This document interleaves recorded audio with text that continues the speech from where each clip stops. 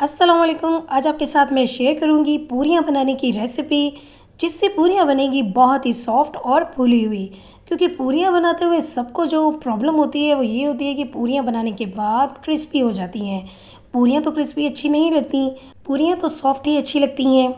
और आज की पूरियों की ख़ास बात ये है कि मैं इसमें ना तो बेकिंग सोडा डालूंगी और ना ही दही। इन दोनों चीज़ों के बगैर ही पूरियां फिर भी फूलेंगी और सॉफ्ट बनेंगी। तो किस तरह से फिर भी हम बना सकते हैं मज़ेदार सी सॉफ्ट पूरियां, तो मैं आपको बताती हूँ। तो चले फिर ऐसा करते हैं, बनाना शुरू करते हैं। इसके लिए डो जो है वो बहुत ही इम्पॉर्टेंट होती है। तो उसके लिए सबसे पहले मैंने 2 कप लिया है मैदा।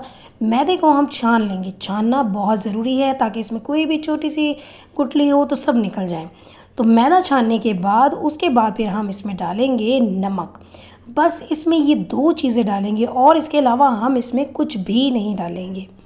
2 कप मैदा होगा तो उसमें हम नमक डाल देंगे चौथाई चम्मच। छोटा चम्मच जो होता है उसका चौथाई। तो चौथाई चम्मच हम 2 कप मैदा में डाल देंगे नमक का। अब इसे मिक्स करेंगे। अब यहाँ पे आती है बहुत ही अहम टिप, तो वो है हम आटा जब इसका गूँधेंगे तो वो गूँधेंगे गर्म पानी से। हम नॉर्मल पानी या नीम गर्म पानी यूज़ नहीं करेंगे, हम गर्म पानी लेंगे। गर्म पानी से पहले हम चम्मच से मिक्स करेंगे, क्योंकि पानी गर्म होगा इसलिए हाथ से हम फ़ौरन मिक्स नहीं कर सकते। इसलिए पहले चम्मच से हम मिक्स करेंगे और थोड़ा थोड़ा पानी भी डालते जाएंगे। बहुत ज़्यादा पानी नहीं डालना, ऐसा ना हो कि डो जो है वो थोड़ी पतली हो जाए, क्योंकि वो हमें नहीं करनी। तो चम्मच से मैं इसलिए मिक्स कर रही हूँ, इससे थोड़ा टेम्परेचर भी नॉर्मल हो जाएगा पानी का। उसके बाद फिर मैं इसे हाथ से अच्छी तरह गूँध लूँगी। तो इसमें ऑयल भी डालने की फ़िलहाल ज़रूरत नहीं है। अब इसे मिक्स करेंगे। गर्म पानी से इसका जब हम आटा गूँधेंगे तो उसका ये फ़ायदा होगा कि इससे पूरियाँ जो हैं वो सॉफ्ट बनेंगी और इसी से फूलेंगी भी। ये इसकी एक बहुत ही इम्पॉर्टेंट टिप है। तो पूरियाँ बनाने के लिए जब भी आपने मैदा जो है वो यूज़ करना है तो आपने गर्म पानी ही लेना है आटा गूँधने के लिए। नॉर्मल पानी या नीम गर्म पानी नहीं, गर्म पानी। तो ये देखिए मैंने डो बना लिया। अब इसके ऊपर हल्का सा ऑयल लगा के इसे कवर करके आधे घंटे के लिए हम रख देंगे। ऑयल मैंने डो बनाते हुए बीच में नहीं डाला था, बस मैंने हल्का सा ऊपर ही लगाया था और रख दिया था। अब देखिए आधे घंटे के बाद ये देखिए ये डो कितनी सॉफ्ट है। पूरियाँ बनाने के लिए डो जो है वो सॉफ्ट होनी चाहिए, हार्ड नहीं होनी चाहिए। तो सॉफ्ट पूरियाँ बनाने के लिए सॉफ्ट डो ही बनानी है। तो ये दूसरी टिप थी। तो ये देखिए एक छोटे से साइज़ का मैंने पेड़ा बना लिया है। अब इसे रख के पहले मैं हाथ से ही कर रही हूँ। यहाँ पे मैं आपको बताऊँ कि बेलन मैं यूज़ नहीं करूँगी, बस मैंने हाथों पे ऑयल लगाया और हाथों से ही इसे मैं बड़ा कर लूँगी। तो हाथों से ही हम किनारों को भी अच्छे से प्रेस करेंगे ताकि वो मोटे नहीं रहें, क्योंकि अगर किनारे मोटे रह गए तो किनारों से पूरियाँ मोटी बन जाएंगी, तो जो कि बिल्कुल भी अच्छी नहीं लगेंगी। इसीलिए हम अच्छे से किनारों से भी प्रेस करेंगे और इस तरह इतने साइज़ की पूरी बन गई है। अब क्या किया है, तीसरी टिप ये है कि ऑयल जो है वो अच्छा गर्म होना चाहिए। अगर नीम गर्म होगा या बस नॉर्मल सा गर्म होगा तो पूरियाँ एक तो फूलेंगी नहीं और फिर वो क्रिस्पी हो जाती हैं, सॉफ्ट नहीं रहती।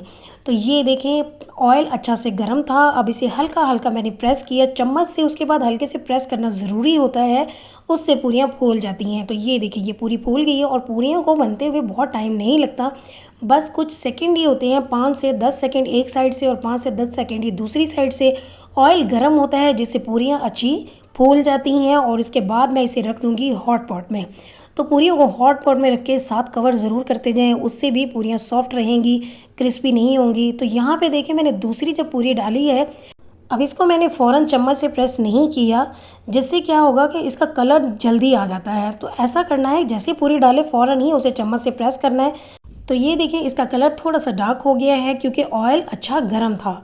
ऑयल गर्म होगा तो ही पूरियाँ फ़ौरन फूल जाएंगी। और ये देखिए दूसरी साइड से भी कुक हो गई हैं। अब इसी तरह मैं सारी पूरियाँ फ्राई कर लूँगी।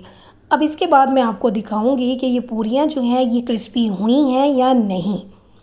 तो ये देखिए अब मैं आपको दिखाती हूँ ये पूरियाँ जो हैं, ये देखें हमने जब फ्राई कर ली उसके बाद भी आप चेक कर सकते हैं पूरियाँ बिल्कुल भी क्रिस्पी नहीं है, सॉफ्ट हैं और ये बहुत ही अच्छी बनी हैं। ये बिल्कुल फूल गई थी और उसके बाद सॉफ्ट बनी है, क्रिस्पी नहीं है।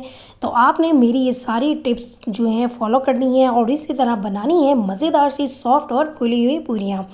तो पूरियों को हम सर्व करेंगे हलवे के साथ, चने और आलू और अचार के साथ। इन सब की रेसिपी भी मैं जल्दी आपके साथ शेयर करूंगी। और अगर आपको मेरी ये पूरियाँ बनाने की रेसिपी अच्छी लगी हो तो अपने फ्रेंड्स और फैमिली में शेयर कर दीजिएगा। और अगर अभी तक आपने मेरे चैनल को सब्सक्राइब नहीं किया तो वो भी कर दीजिएगा। तो इसके साथ ही हम फिर मिलेंगे एक और नई मज़ेदार सी रेसिपी में। अल्लाह हाफिज़।